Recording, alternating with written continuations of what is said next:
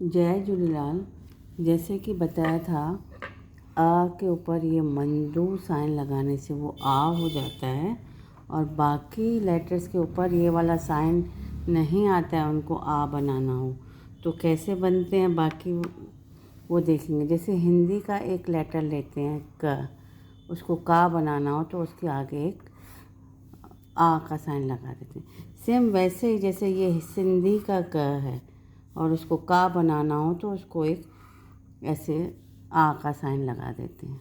ठीक है, क्योंकि सिंधी राइट से लेफ़्ट लेके जाती है तो लेटर के पीछे आता है आ का साइन, और हिंदी जैसे कि आप जानते हैं लेफ़्ट से राइट लिखते हैं तो उसके आगे आता है।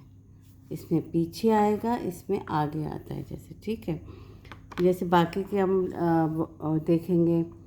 ये ब है, उसको आ का साइन बा, 2 बार बा लिखेंगे तो बाबा हो गया। ये न है, इसको आ का साइन लगाएंगे ना, 2 बार ना लगाएंगे तो ना हो गया।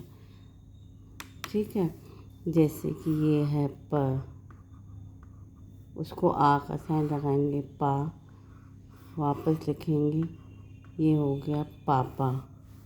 अब जैसे कि ये द है, अब द को ऐसे करके नहीं लिखना है, रॉन्ग है ये। द के आगे आ का साइन लगाएंगे,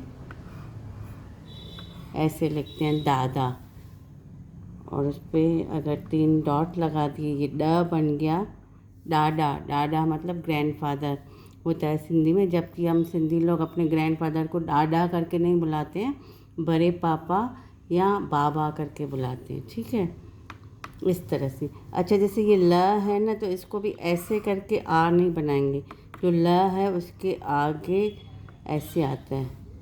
ठीक है, लाडा, सिंधी वेडिंग सॉन्ग्स, इस तरह से लिखा जाता है। इसी तरह जैसे ये द वाली जो ये पूरी सीरीज़ है ना, दाल दुल, दाल धोबी, दाल डेडर, इन सब के आगे ऐसे आता है अ का साइन, जैसे डंडा ऐसे लगा देते हैं। ठीक है, इसी तरह से ला में देखा हमने ऐसे लिखते हैं। ठीक है, लाश, ऐसे ला आता है। लाल, ऐसे लिखते हैं लाल। ठीक है, इसी तरह से जब र वाला ये जो सीरीज आता है उस रे रिच, जे जंजीर, रे मारी, इसमें भी रा लिखना हो तो उसके आगे डंडा लगाया जाता है। इस तरह से रा होता है, जैसे ये रात। ठीक है, बाकियों में जैसे ऐसे जैसे हम लोग इसके आगे जैसे हम लिख सकते हैं क्या लिखेंगे, गाय मतलब गाय, ग के ग लिखा, उसके आगे डंडा लगा दिया, गा हो गया ये। ठीक है, जैसे ये छ है, उसके आगे ये छा हो गया, छा मतलब क्या। ठीक है, इसी तरह से आ का साउंड आ ऐसे लिखा जाता है बाकी लेटर्स के ऊपर। ठीक है,